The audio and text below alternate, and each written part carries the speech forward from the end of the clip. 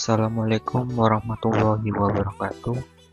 Di sini kita akan menjabarkan dari sebuah jurnal mengenai materi cost benefit analysis dan information economic dalam investasi teknologi informasi. Nah, di sini ada beranggotakan saya sendiri, Muhammad Zaki Widodo, dengan NIM 42321003 dan Mas Sanidya Aldi Pradana 42321023 dan mata kuliah Manajemen Investasi Teknologi Informasi dan Ibu dosen Waida Nabila. Nah, di sini ada jurnal yang pertama berjudul Cost Benefit Analysis untuk kelayakan investasi sistem informasi terintegrasi pada perguruan tinggi swasta. Studi kasus Politeknik LP 31 Medan. Penulis jurnal Iswandi Idris. Di dalam era informasi ini, kegiatan bisnis suatu organisasi tidak terlepas dari peran sistem informasi. Sistem informasi merupakan sarana andalan guna memenangkan persaingan dalam usaha jasa pendidikan, membantu perguruan tinggi dalam mewujudkan dan meningkatkan kualitas layanan kepada konsumen, menjadi pemicu juga bagi perguruan tinggi untuk dapat menciptakan proses dan aktivitas pendidikan yang berkualitas dan cepat. Analisis manfaat biaya merupakan analisis yang digunakan untuk mengetahui besaran keuntungan atau kerugian serta kelayakan suatu proyek. Biaya pembangunan SIT cukup besar sehingga perlu analisa agar tidak terjadi kerugian investasi dengan menganalisa manfaat investasi tersebut. Metode rasio manfaat biaya digunakan untuk mengevaluasi investasi SIT, sehingga banyak perguruan tinggi maupun badan-badan pemerintah lebih mensyaratkan penggunaan metode benefit cost ratio. Analisis biaya desain sistem informasi bisa dilakukan dengan beragam cara, salah satunya dengan cost benefit analysis. Perhitungan CPA melibatkan perhitungan komponen biaya dan komponen manfaat. Komponen biaya sendiri meliputi biaya pengadaan, biaya persiapan operasi, biaya proyek, dan biaya operasi serta perawatan. Cost benefit analysis atau analisa biaya manfaat merupakan teknik yang paling umum digunakan untuk mengkuantifikasi biaya dan manfaat suatu proyek TI. Untuk melakukan analisa biaya manfaat, maka harus terlebih dahulu menentukan biaya dan manfaat yang layak untuk diperhitungkan, bagaimana biaya dan manfaat dibobot, dan untuk memutuskan kelayakan. Untuk mencapai itu semua, hambatan apa saja yang kiranya dapat muncul. Metode CPA untuk memutuskan kelayakan pengembangan sistem dapat dilakukan dengan beberapa cara. Salah satunya adalah dengan metode rasio biaya manfaat atau benefit cost ratio. Perkenalkan, nama saya Sanidya Aldi Pradana. Di sini saya akan melanjutkan presentasi dari Mas Zaki. Nah, slide selanjutnya adalah kajian investasi sistem informasi akademik pada Universitas X dengan menggunakan metode Information Economics. Besarnya nilai nominal yang harus dikeluarkan untuk melakukan investasi sistem informasi atau SI dengan cara memperkirakan seberapa besar investasi tersebut memberikan manfaat bagi organisasi.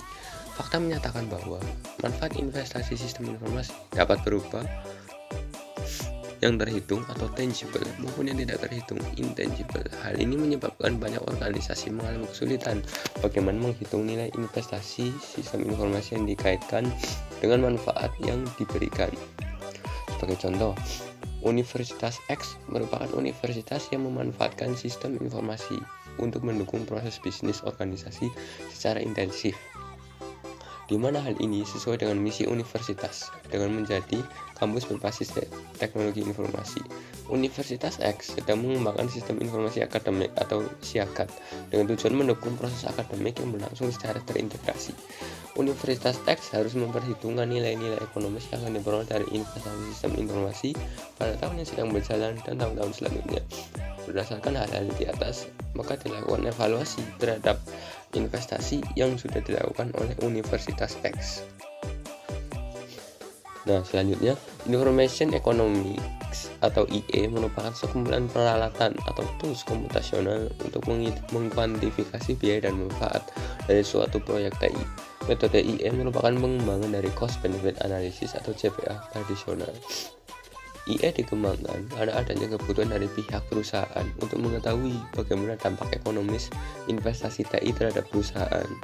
IE digunakan untuk menganalisis biaya, manfaat, mengkualifikasi biaya proyek TI yang hasilnya diharapkan dapat memberikan manfaat kepada perusahaan. Dalam IE terdapat dua jenis biaya, yaitu biaya investasi atau investment cost dan biaya berjalan ongoing cost. Metode Information Economics yang terdiri dari 3 domain, yaitu domain keuangan, domain bisnis, dan domain teknologi. Nah, domain keuangan artinya analisis biaya dan manfaat, mencakupi perkiraan dan evaluasi dari manfaat yang terkait dengan tindakan. Dari segi cost atau biaya terdiri dari ROI atau Return on Investment. Nah, ROI itu apa? ROI adalah singkatan dari Return on Investment yang merupakan rasio untuk melakukan perhitungan efektivitas sebuah investasi yang diberikan. Secara teknis, ROI adalah perhitungan laba bersih yang kita dapatkan dan nominal uang investasi yang sudah dikeluarkan. Lalu ada payback period. Payback period merupakan jangka waktu yang dibutuhkan supaya dana investasi yang masuk ke dalam kegiatan investasi bisa didapatkan kembali secara utuh. Lalu ada present value. Present value adalah nilai saat ini dari sejumlah uang atau cash flow yang kamu punya di masa depan nanti, dengan tingkat pengembalian atau rate of return tertentu. Jadi bisa dibilang kalau present value merupakan nilai jumlah uang di masa depan dihitung dari nilai uang saat ini dengan bunga. Sedangkan dari segi manfaat dibagi dua, yaitu manfaat tangible dan manfaat intangible. Lalu ada domain bisnis. Domain bisnis terdiri dari 5 hal yang harus diukur, yaitu 1. Strategic match atau SM. SM memfokuskan pada keterkaitan antara TI dalam pencapaian tujuan strategis perusahaan. Nilai itu menyediakan sebuah jalan dalam meningkatkan nilai atau skor dari aplikasi inovatif yang menjadi pendukung langsung dalam pencapaian tujuan bisnis. Lalu competitive advantage atau keuntungan kompetitif.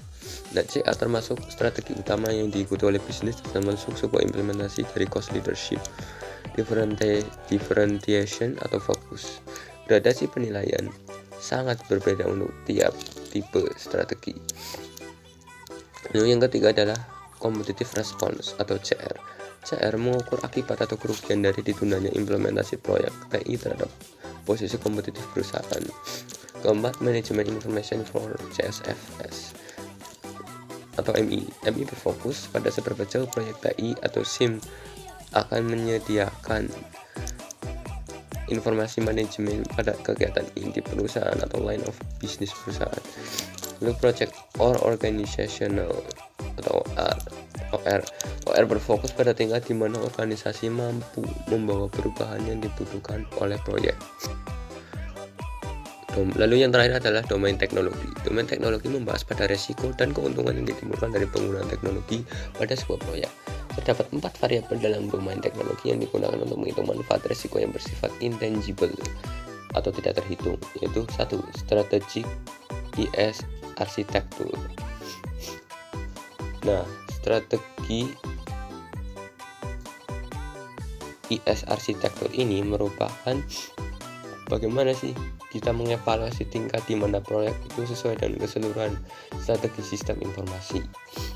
Lalu yang kedua adalah definitional uncertainty, yaitu bagaimana kita mengevaluasi tingkat di mana proyek itu sesuai dengan keseluruhan strategi sistem informasi.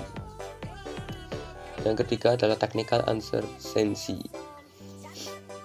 Nah, technical uncertainty ini merupakan suatu identifikasi lain dari resiko dalam domain teknologi yang menilai kesiapan dari domain teknologi untuk menjalankan proyek.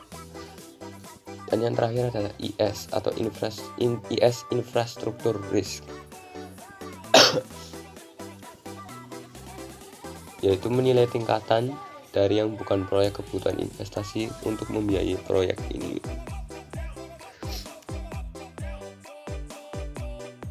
Sekian dari kelompok kami. Kurang lebihnya mohon maaf. Wassalamualaikum warahmatullahi wabarakatuh.